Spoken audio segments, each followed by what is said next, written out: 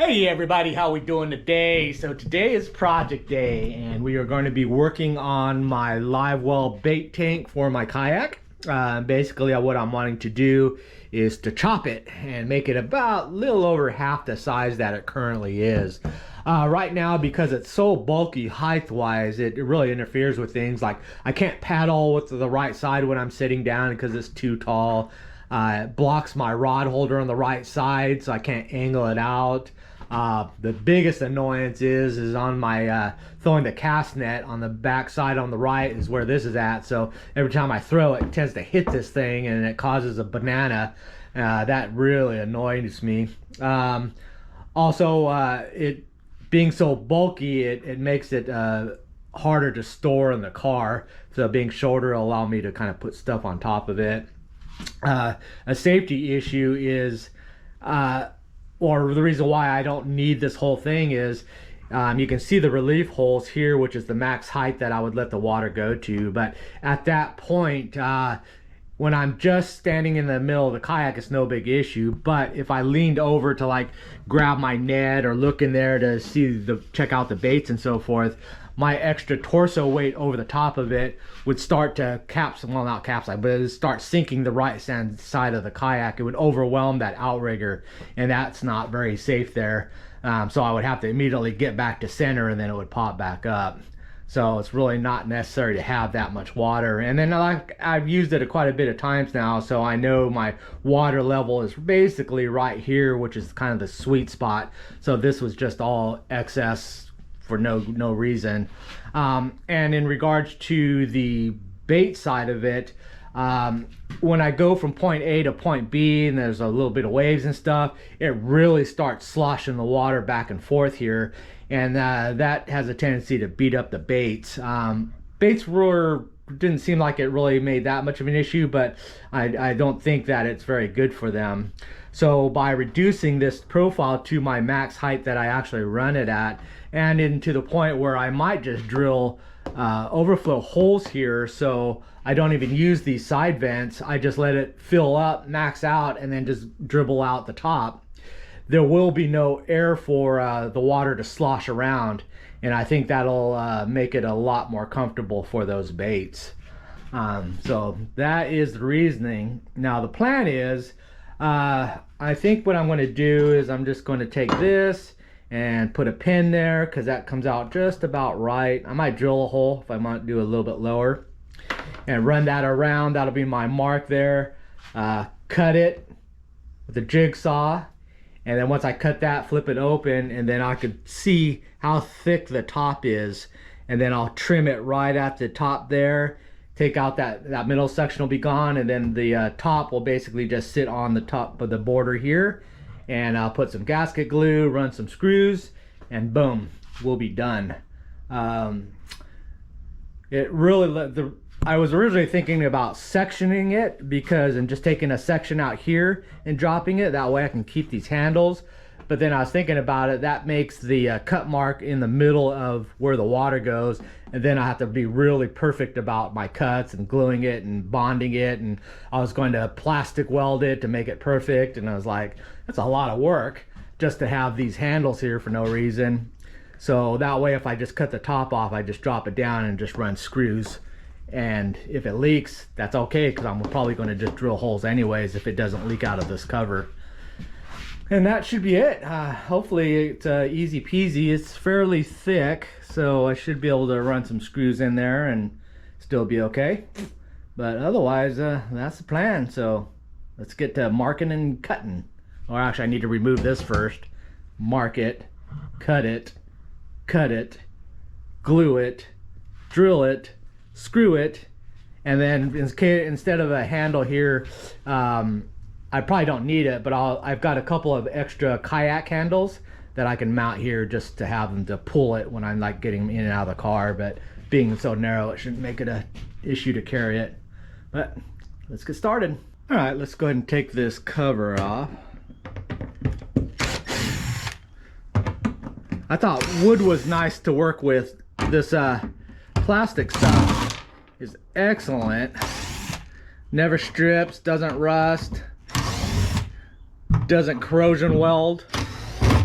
Next, I need to remove this single fitting. That's actually going to go away, and then that point is going to be where it's got to go, and I need that to run it. So we can take this off. That just unscrews.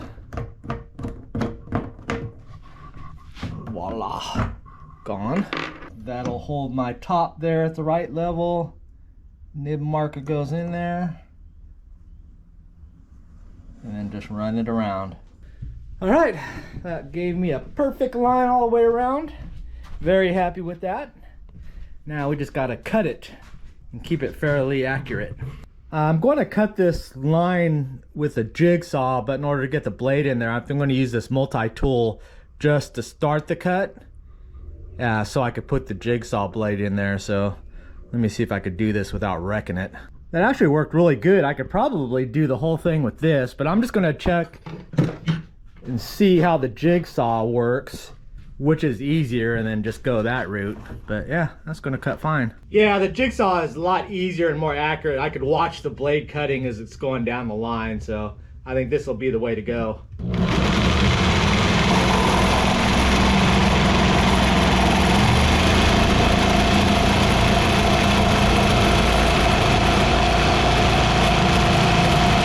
Okay, no going back now. So, all right, that went well actually. So now I need to do a cut mark, probably using the multi-tool again, and just so I could get a outside mark of how thick this top is. So let me see how that's going to work out. I just need to get it started in a flat spot. Oh, probably right here. I could just use that as a guide and go straight through. All right, I was able to put a cut through mark right through there, just using that as a guide, and then punch through on this side so I could see the thickness and basically where I want to cut. So I don't know if I need to mark or I could just freehand it, and I don't know if the jigsaw or if this multi-tool will work best. Yeah, I think I need to put a guide mark through there. It's just too hard to try to eyeball it, and it gets off at one angle or another, so you can't keep a constant eye on it. But if I put the mark, I can use the jigsaw and just go straight down, just like I cut this side. So yeah, that's the way we'll do it. All right, same deal. Line has been made, so just got to cut right on that line, and should be good. All right, center section cut out. Top is cut. That's kind of the rough look there. Lower profile. Nice. Definitely not going to interfere with throwing my net over.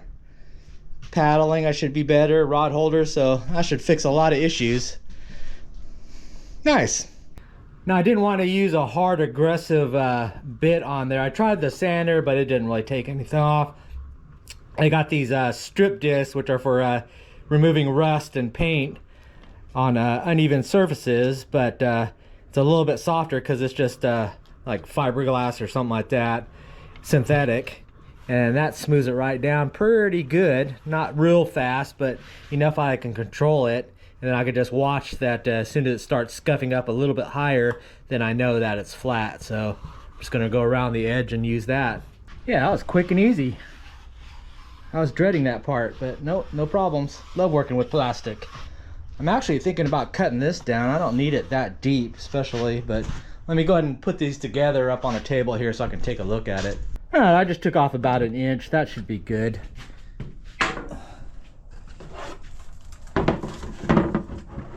There we go. So there's plenty of room, and I can get at all the corners there, so nothing's going to be hiding. A little bit of slosh prevention. And I don't want to lose the rigidity because to make the lid floppy. So nice. All right, there we go. So next step, I need to go to Home Depot, get some stainless steel screws. It's going to hold this together. And I'll need to see if I have some clear silicone. I think I've got some, but otherwise I'll pick some of that up too. Then I might have to make some spacers that push these sidewalls out and kind of holds them a little bit closer so that I can make sure I get the first screw centered, then the second screw centered, so when I push on the walls that they will evenly come to the edge. But it doesn't have to be perfect. Like I said, it's not really trapping much. If it leaks out the side, that's basically going to be coming out of the top here too, so no worries. All right, we're back from Home Depot. I picked up these number 6 3/4 inch flathead stainless steel screws. They've got tapers to them, so I've got my countersinking bits, so allow me to make them flush along the top. Also, what I figured that I would do for the sides to pull them out is I'm going to use this piece that I cut out of this inside ring here, cut them and use the corners as like angle iron pieces, screw them to the top here right in the center of this way. Before I do the shoe ends there, I'm going to put one in the center here, screw it in, and then use the screw on this side of the angle to pull that out and make it flush here. Do the same thing there. I'll know I'm shifted left to right correctly because at the point here it's flush. So those are correct. So I know that part this way is correct. Get those locked down. Once I have those locked down, then I could do a countersink screw on here and here. That'll give me basically the 4 sides locked up and squared. And at that point, then I could start going around 50% of each gap there and then run a screw until I've got it stabilized enough. And that should do it. And plus I'll have gasket glue while I'm doing that. So there we go. All right, so there's the basic tab there. Now it's flush, bam. And that keeps that solid. I'll do one more on that side, so that should stabilize this axis. And then that should get me squared up over here. All right, I've got the 2 ends and then the 4 rounded corners. And I tested one in between because I'm gonna have to do one more in between all these to get it to flush out there. There's a little bit of flexibility in these areas.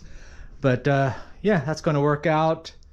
I had to downsize the screws because of I didn't take into account that the lid or this top part has a rounded edge, and then trying to get this thin flush side, I have to basically screw into almost the corner or the rolled edge of it. So I had to downsize the screws because of that. But I only did one in the large one and then figured out, well, that ain't gonna work. So I had to go back and get these smaller number 4s.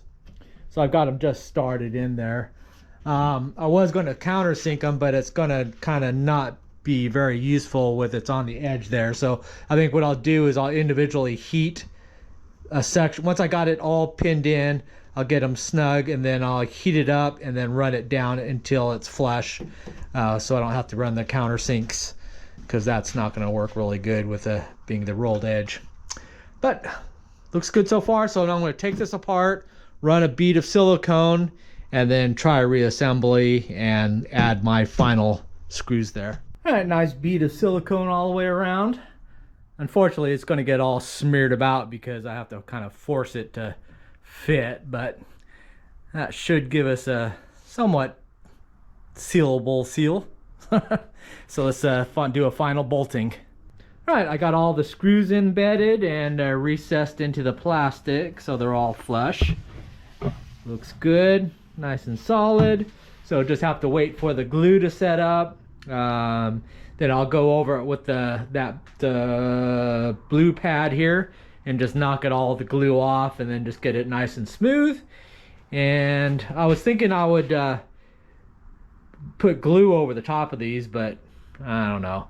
But I can put the cover off and then you can kind of see the final addition. I got the lid on and somehow this has fixed itself. Before it was just floppy, had about a 1/2 inch gap. I don't know what I did to fix it, but now it's snug.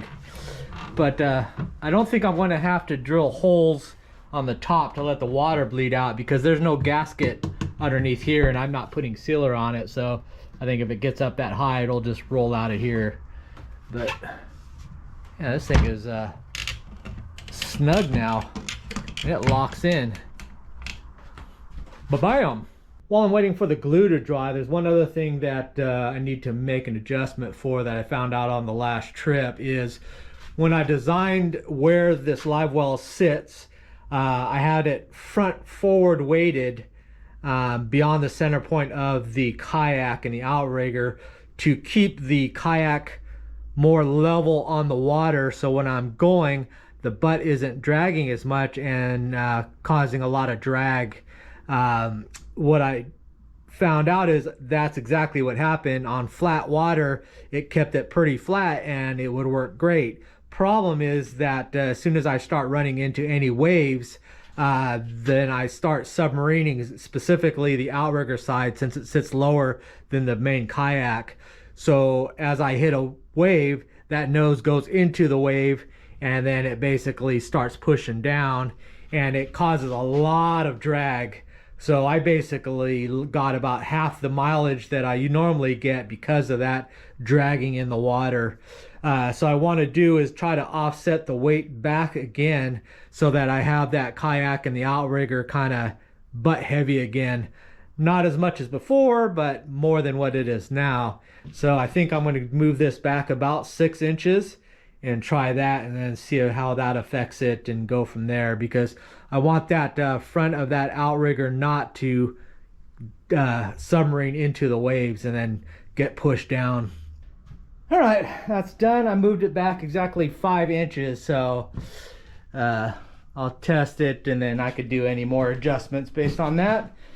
Forward or backwards, pretty easy to do the adjustments, so yeah, good to go. All right, let's go test drive the new tank. I got the red offshore kayak. Not gonna go offshore, only got like 2 hours of sunlight left, but it'll give me time to hook everything up, make sure it works. Very happy about this. Look how nicely it fits in there. I can actually stand it on its side and even have more room, because it used to take up this whole square area there and I couldn't even look beyond that. But yeah, nice and compact. All right, all loaded up, everything went smooth.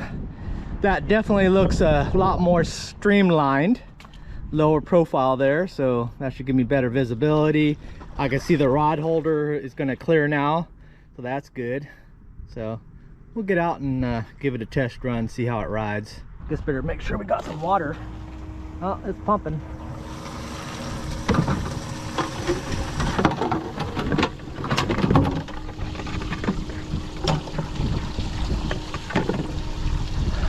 Working. The other thing you can notice, the front of the outrigger is angled up versus the back, so that's exactly why I wanted to move this back, so that keeps that up, so that looks good. The other good thing about where I'm at now with this is that I can write that off if everything goes good today. Then I could start working on the old Chum Chucker 5000, so I'll be testing that today too. I see birds working out over there. I've got these guys right here, so let me throw on them real quick.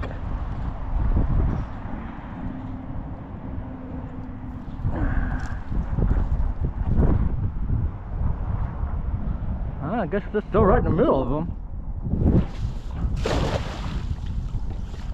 That's going to be way too much, like usual. Yep. A little bit too much. Now we're going to slide the horden down, just so I have the pocket. Then we're going to wrap it to keep it from sliding down. That's our load. Quick and easy. I don't need all those weeds. All right, everybody seems happy. Get some of these weeds out.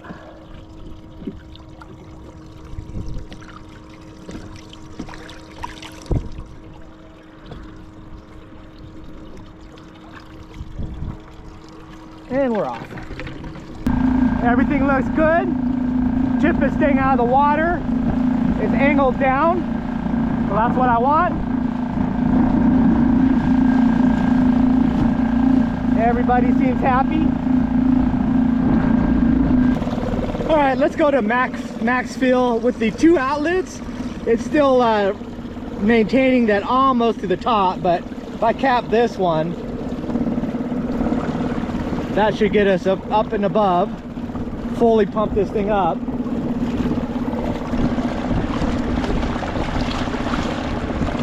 I guess it's going to capture air.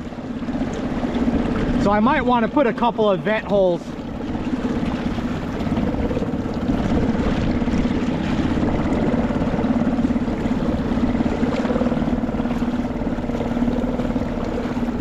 Come on, top out, baby. Top out. Over the top. Oh, that's actually pretty good. Then I could knock these weeds out doing that. So that's over the top. Hey, I got leakage.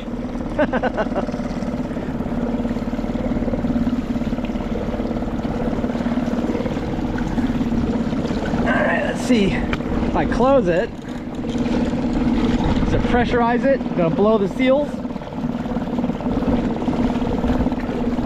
Oh, it's still coming out of the cover, which is perfect.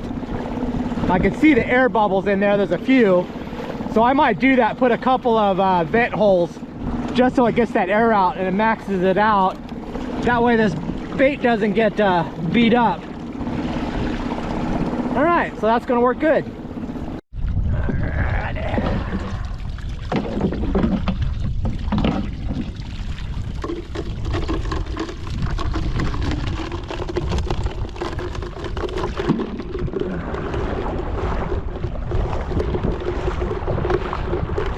Chucker 5000 with the medium load.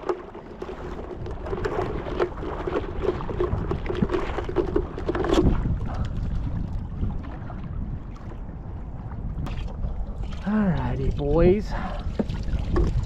Gotta fill the tank.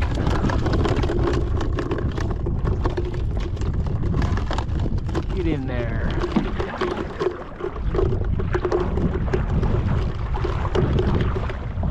Do a little bit more of a launch.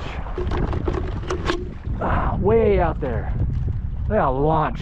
Chum Trucker 5000. Sending them to the moon. And even in this light chop, you can see the outrigger's not submarining. That's angled back down the way it should be, so that's riding just about right. I could probably go back a few more inches, but I don't think it's worth the trouble. And there's our bait, still super happy. No dead ones at all. Nice. Very happy.